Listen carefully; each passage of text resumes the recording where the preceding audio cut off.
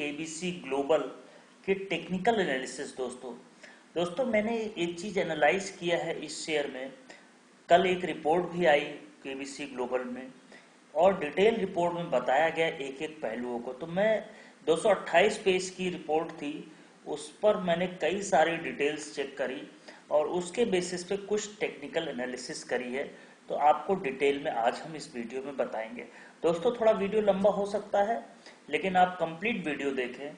और दोस्तों काफ़ी मेहनत करी है हम लोगों ने, इस पर काफ़ी टेक्निकल एनालिसिस करी है। तो हमें लाइक एंड सब्सक्राइब जरूर करें। और अगर आप इंट्राडे ट्रेडिंग करते हैं तो हमारे टेलीग्राम चैनल से जरूर चलें, जरूर जुड़ें, जिसका लिंक डिस्क्रिप्शन बॉक्स में दिया गया है, द ट्रेडिंग बुल्स के नाम से। चलिए दोस्तों हम लोग कंप्लीट एनालिसिस करते हैं केबीसी ग्लोबल की based on the reports yesterday published. आगे बढ़े दोस्तों, इससे पहले डिस्क्लेमर को ध्यान से पढ़ लें, उसके बाद ही कोई ट्रेड इनिशिएट किया करें। यहां से चलें। ये है दोस्तों केबीसी ग्लोबल का चार्ट। इसमें कुछ खास आपको नजर नहीं आ रहा है, ना ही इसमें कुछ आपको बेहतरीन दिखने में मिला। लेकिन दोस्तों कल एक रिपोर्ट आई, यहां पर आप देखिए केबीसी ग्लोबल में की रिपोर्ट आई है। यहाँ पे 8 तारीख की आप रिपोर्ट यहाँ पे देख सकते हैं। एक तो इन्होंने 15 एनुअल जनरल मीटिंग के बारे में बताया है, जो कि 30 सितंबर को होने वाली है। यहाँ पे आप देख सकते हैं ये 30 सितंबर को यहाँ पर मीटिंग होने वाली है और इसमें कहीं ना कहीं कंपनी का क्या फ्यूचर प्लान है उसके बारे में बताएगी। और जो भी शेयर होल्डर धारक होंगे 23 सितंबर तक, उनको ई वोटिंग के लिए या रेजोल्यूशन जो भी पास आउट होंगे उसके लिए इनको भेजा जाएगा। नंबर एक चीज तो 30 तारीख को मीटिंग है, जो कि अभी काफी दूर है। तो 30 तारीख ऐसा हो सकता है कि उससे पहले तक इसमें सर्किट पे सर्किट लगते रहे। नंबर एक चीज। दूसरी चीज बात करेंगे दोस्तों कि एनुअल रिपोर्ट आई है, ये एक बड़ी पॉजिटिव थिंग मुझे जो नजर आई। इतनी निगेटिविटी भरे माहौल में इस शेयर में एक पॉजिटिव चीज नजर आई, वो है एनुअल रिपोर्ट। एनुअल रिपोर्ट जब मैंने स्टडी किया, यहाँ पे आप जब क्लिक करके, आप चाहें तो आप भी डाउनलोड कर सकते हैं। यहाँ पर ये क्लिक करके जब मैंने डाउनलोडेड किया तो यहाँ पर आप देखिए डाउनलोडेड कॉपी भी मिल जाएगी आपको। यस दोस्तों, ये डाउनलोडेड कॉपी है एनुअल रिपोर्ट की। ये देख सकते हैं काफी बड़ी रिपोर्ट है, करीब 19 पेज के आसपास की रिपोर्ट है। और ये जो मीटिंग की नोटिफिकेशन है, इसमें भी कई सारे रेजोल्यूशंस इन्होंने पास करने के लिए कहा गया है। ऑर्डिनरी बिजनेस, रीअपॉइंटमेंट के बारे में, रेजोल्यूशन के प्रोसेस के बारे में, और रीअपॉइंटमेंट, रेन्यूमरेशन, एवरीथिंग यहाँ पर इन्होंने डिटेल में बताया हुआ है कि किसके रिगार्डिंग यहाँ पे 30 तारीख को मीटिंग है। और मैं आपको कई सारी चीज़ें रिपोर्ट से मैं पढ़ के बताऊंगा, जहाँ से आपको कई सारी चीज़ें निकल के आएंगी और बहुत डिटेल में आपको खबरें, जानकारी मिलेगी। तो सबसे पहले चीज़ें दोस्तों, आगे चल रहे हैं हम लोग। डेट ऑफ अपॉइंटमेंट हो गया, यहाँ से आगे बढ़ रहे हैं दोस्तों। तो यस,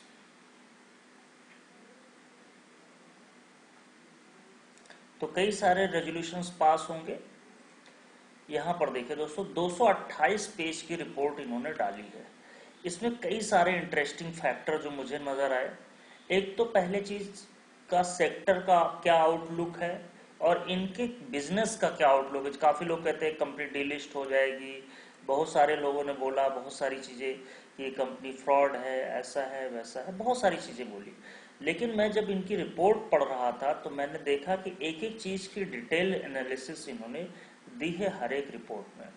नेट प्रॉफिट के बारे में बताया है कि 1725 लैक्स का रहा है इस ईयर, और इंक्लूडिंग दिस, और रेवेन्यू जो टोटल रहा है 10164 लैक्स का रहा है। इस रिपोर्ट में आगे बढ़ते अगर हम हैं तो टोटल जब रिपोर्ट आगे बढ़ते तो ग्लोबल सिनेरियोज के बारे में बताया, तो इसमें कुछ खास नहीं, सभी को मालूम है ग्लोबल सिनेरियोज कैसे हैं, क्या सेक्टर का आउटलुक है, ये भी सबको मालूम है।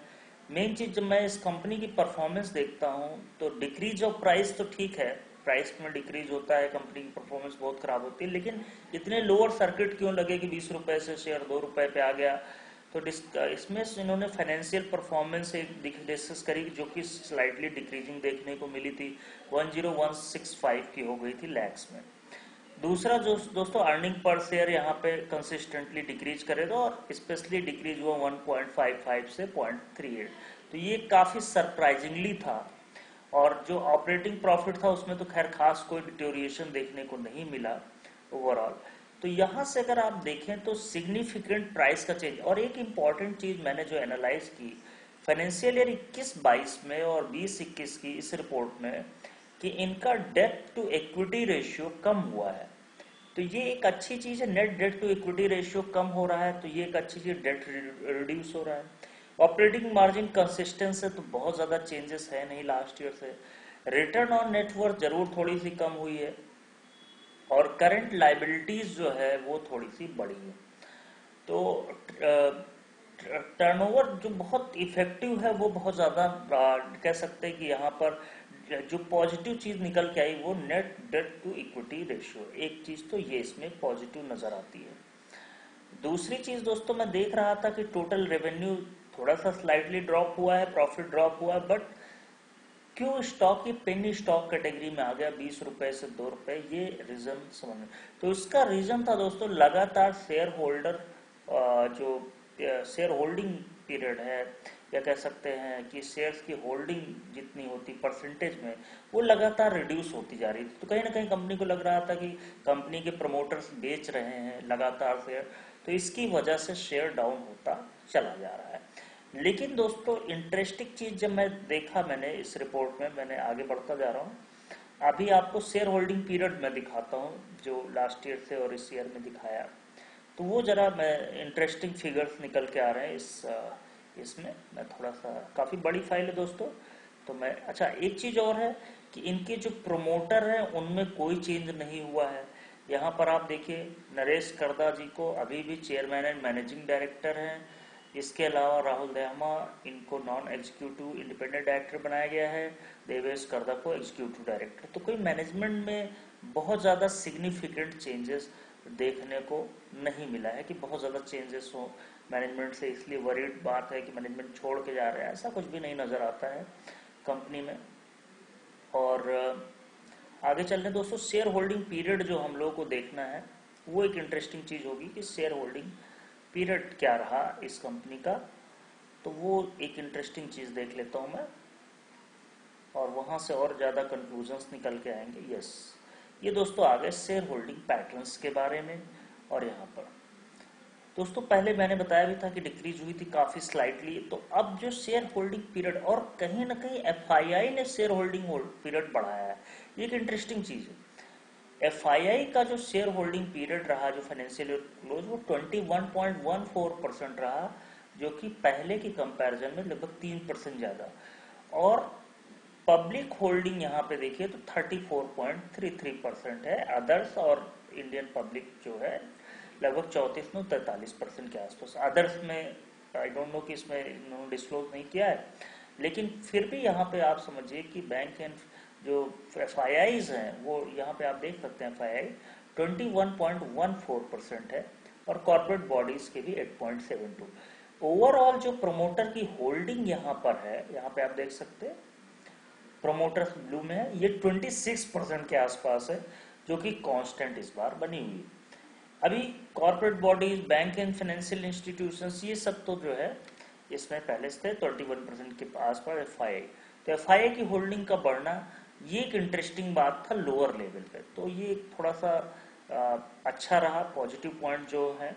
तो इस रिपोर्ट में बहुत सारे ऐसी चीजें थी जो पॉजिटिव पॉइंट, जो पहला पॉजिटिव पॉइंट था कि जो पीरियड्स जो बहुत सारा डिटोरिएशन रेवेन्यू इसमें देखने को नहीं मिला। दूसरा पॉइंट कि मैनेजमेंट अभी भी वही है, मेजर जो मैनेजमेंट है कोई इसमें चेंजेस नहीं देखने को मिला। तीसरे चीज प्रमोटर होल्डिंग अब कंसिस्टेंस देखने को मिली, हालांकि बहुत डिक्रीज हुई जिसकी वजह से शेयर बहुत ड्रॉप हुआ, लेकिन अब प्रमोटर होल्डिंग भी ठीक ठाक नजर आ रही है। और मैं इसमें बहुत सारी चीजें देख रहा था रिपोर्ट में, तो फाइनेंशियल ईयर का इंक्लूजन किया है और रिजल्ट तो खैर इनके पहले ही आ गए थे, लेकिन इन्होंने जिस तरह से पॉजिटिव रिपोर्ट पेश करी है काफ़ी पॉजिटिव मैनर्स में, और एक एक चीज़ें क्लियर करिए। 228 पेज का एक्सप्लेन कर पाना यहाँ पे मुश्किल है इस वीडियो में, लेकिन मैंने जो मेजर मेजर पॉइंट्स आपको बताया, और 30 तारीख को एजीएम है इनकी, तो कहीं ना कहीं उसमें कुछ एक बड़ा प्लान रख सकते हैं, कुछ आगे की चीज़ें क्लैरिफाई हो सकती हैं, तो रेजोल्यूशन कुछ पास हो सकते हैं 30 तारीख को।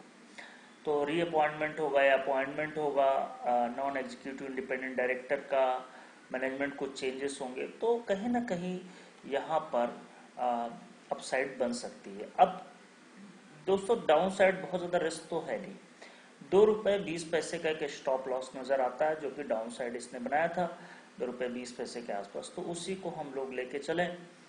और अगर हम चार्ट पे देखते हैं अप साइड तो लगभग 3 रुपये 90 पैसे के आसपास, रेजिस्टेंस 4 रुपये के आसपास, वो निकालने के बाद ये शेयर 5 से 5.5 रुपये का टारगेट लेके चल सकते हैं। तो डाउन रिस्क कह सकते हैं कि बहुत थोड़ा है, लेकिन दोस्तों ध्यान रखें कि कई बार क्या होता है कि ऐसे शेयरों में निकलने का मौका नहीं मिल पाता है और अपर सर्किट और लोअर सर्किट लगते हैं। तो कभी भी जो पेनी स्टॉक्स हैं, हालांकि जो कई सारे मैंने पॉजिटिव पॉइंट्स बताए इस रिपोर्ट में, चीज़ें बताई, लेकिन फिर भी दोस्तों कई पेनी स्टॉक्स में कभी बहुत ज़्यादा अमाउंट नहीं लगाना चाहिए कि डबल होने के चक्कर में पता चले आपका कैपिटल ही आधा हो जाए। तो हमेशा एक 2-4% का ही अमाउंट आप लगाएं, जिससे आपको रिस्क बहुत ज़्यादा होता है इन शेयर्स में, पेनी स्टॉक्स में बहुत ज़्यादा रिस्क होता है, तो समझ बूझ के ही लगाएं और बहुत लिमिटेड अमाउंट लगाएं, जिससे आपको कभी भी नुकसान ना हो ऐसे शेयर्स में। स्टॉप लॉसेस लगा के चल सकते हैं। अपसाइड मैंने बता दिया है कि पहला कहाँ तक जा सकता है, और टारगेट जो मैं एज्यूम करके चल रहा हूँ लगभग 5 रुपये 30 पैसे तक का टारगेट मैं एज्यूम कर लेके चल रहा हूँ। 5 रुपये 20 पैसे तक का टारगेट इस शेयर में आ सकता है। 2 रुपये 20 पैसे का स्टॉप लॉस है। इंटरेस्टिंग है कि लगातार यहाँ वॉल्यूम पिकअप हो रहे हैं, ये एक इंटरेस्टिंग था। अरुण ने बुलिश ट्रेंड दिया, तो चार्ट तो ठीक है, लेकिन पेनी स्टॉक की कैटेगरी में इसलिए हमेशा स्मॉल अमाउंट में ही रहें। और डिटेल्स मैंने आपको फंडामेंटल बताई है।